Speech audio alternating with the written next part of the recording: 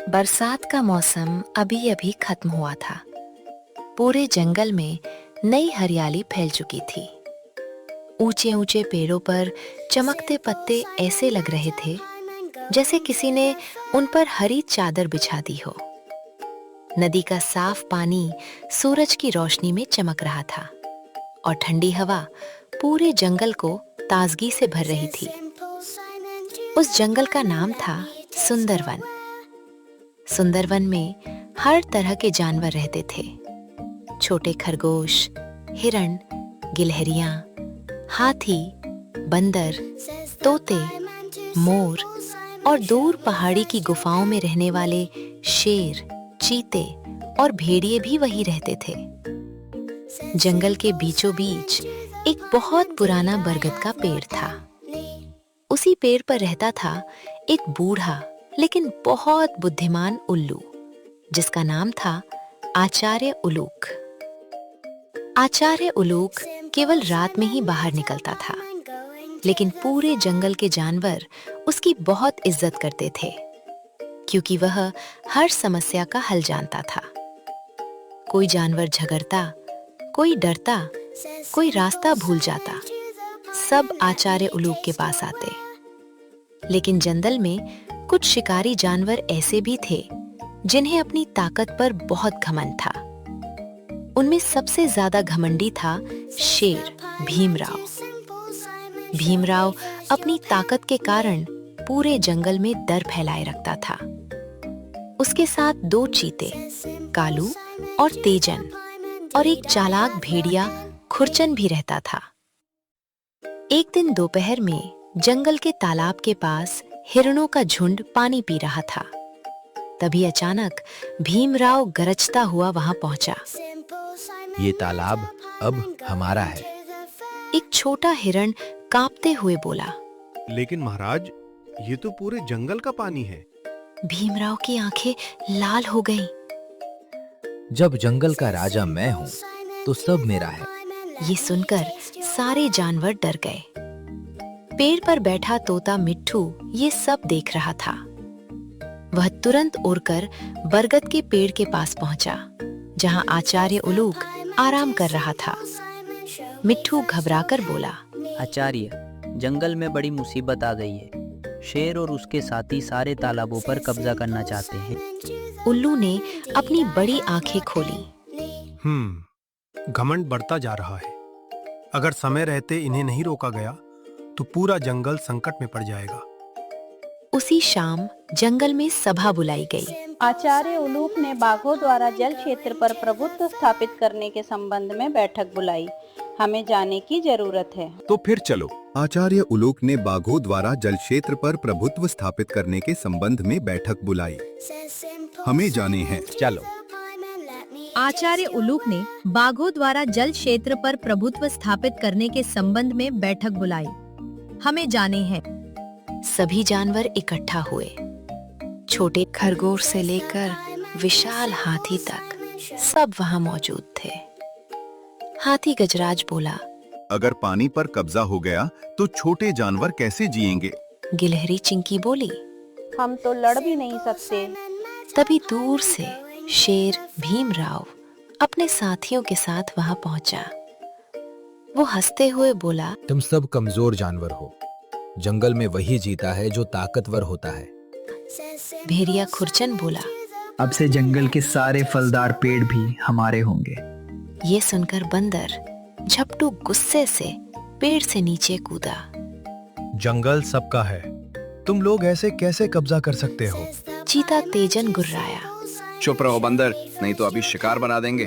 चारों तरफ डर का माहौल फैल गया। लेकिन तभी बरगद के पेड़ से धीमी आवाज आई, ताकत हमेशा राज नहीं करती। सबने ऊपर देखा। आचार्य उलूक धीरे धीरे अपने पंख फैलाकर नीचे उतरा। उसकी आंखों में अजीब चमक थी। भीमराव हंस पड़ा। एक बूढ़ा उल्लू हमें सीख देगा। उल्लू शांत स्वर में बोला, हाँ, क्योंकि तुम जंगल का नियम भूल चुके हो। कौन सा नियम? संतुलन का नियम। सारे जानवर चुप हो गए। उल्लू बोला, जंगल केवल ताकत से नहीं चलता। अगर छोटे जानवर न रहें तो पेड़ों के बीज कौन फैलाएगा?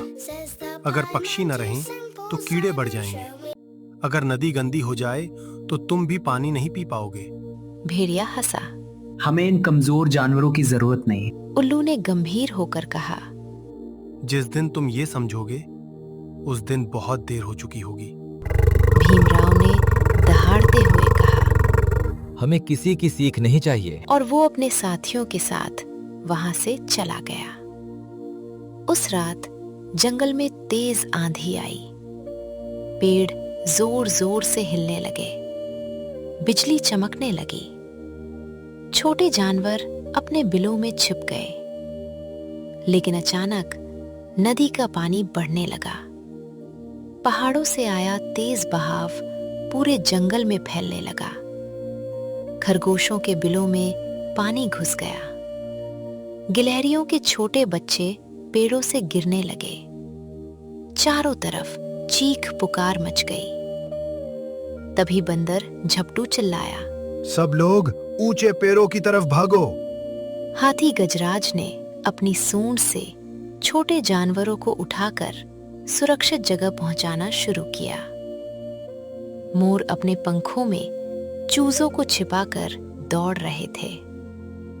उधर शेर, भीमराव और उसके साथी अपनी गुफा में फंस गए थे। पहाड़ी से मिट्टी खिसक गई थी और गुफा का रास्ता बंद हो गया था। भेड़िया खुरचन डरकर बोला, महाराज अब क्या करें? भीमराव पहली बार डर गया। उसी समय ऊपर पेड़ पर बैठे आचार्य उलूक ने ये सब देखा। वो तुरंत हाथी गजराज के पास पहुंचा। गजराज, शेर और उसके साथी फंस गए हैं। गजराज चौंका। लेकिन उन्होंने तो सबको परेशान किया था। उल्लू बोला, जंगल का संतुलन केवल अच्छे जानवरों से नहीं बनता, शिकारी भी जरूरी है। बंदर झपटू गुस्से से बोला। उन्हें वहीं रहने दो। लेकिन उल्लू शांत स्वर में बोला, अगर हम नफरत से फैसला करेंगे तो जंगल टूट जाएगा। कुछ देर के लिए सब चुप हो गए। फिर हाथी गजराज बोला, ठीक है, हम उनकी मदद करेंगे। तेज बारिश के बीच सब जानवर मिलकर पहाड़ी की तरफ दौड़े। हाथियों ने बड़े पत्थर हटाए, बंदरों ने पेड़ों की डालियां खींची, भालुओं ने मिट्टी हटाई। आखिरकार गुफा का रास्ता खुल गया। भीमराव बाहर निकला। उसकी हालत खराब थी। उसने चारों तरफ देखा। जिन जानवरों को वह कमजोर समझता था वही उसकी जान बचा रहे थे। उसकी आंखें झुक गईं। धीरे से वो बोला, मैं गलत था। भेड़िया खुरचन भी शर्मिंदा हो गया। उल्लू ने कहा, जंगल तभी सुरक्षित रहता है जब हर जीव एक दूसरे की मदद करे। अगले दिन बारिश रुक गई। पूरा जंगल फिर से शांत हो गया। एक पुरानी गुफा के अंदर दो चमकती आंखें धीरे धीरे खुली। भारी आवाज गूंजी। अब मेरी बारी है। और उसी के साथ गुफा के बाहर जमीन कांपने लगी। सुंदरवन फिर से हरा भरा हो चुका था। लेकिन उस रात जंगल की हवा में अजीब बेचैनी थी। चांद बादलों के पीछे छिपा हुआ था। पेड़ों की टहनियां बिना हवा के भी हिल रही थीं। दूर पहाड़ी की तरफ से रहस्यमयी आवाजें आ रही थीं। छोटा खरगोश चिंटू डरते हुए बोला, आज जंगल इतना डरावना क्यों लग रहा है? गिलहरी चिंकी धीरे से बोली, मुझे लगता है कोई बड़ी मुसीबत आने वाली है। उधर बरगद के पेड़ पर बैठे आचार्य उलूक की आंखें बंद थीं। वो ध्यान लगा रहा था। अचानक उसकी आंखें खुली। वो जाग चुका है।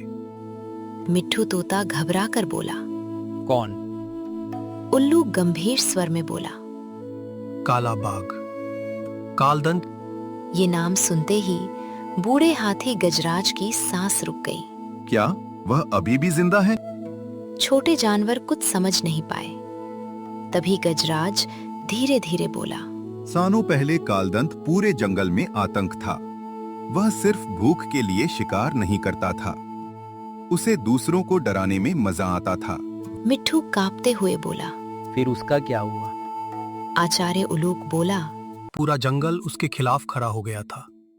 आखिरकार वो अंधेरी गुफाओं में चला गया और फिर कभी दिखाई नहीं दिया। इतने में दूर से भयानक दहाड़ सुनाई दी। पूरा जंगल कांप उठा। पेड़ों पर बैठे पक्षी डरकर उड़ गए। छोटे जानवर अपने बिलों में छिप गए और फिर अंधेरे जंगल से कालदंत हमले के भाग। कृपया पार्ट 2 देखें।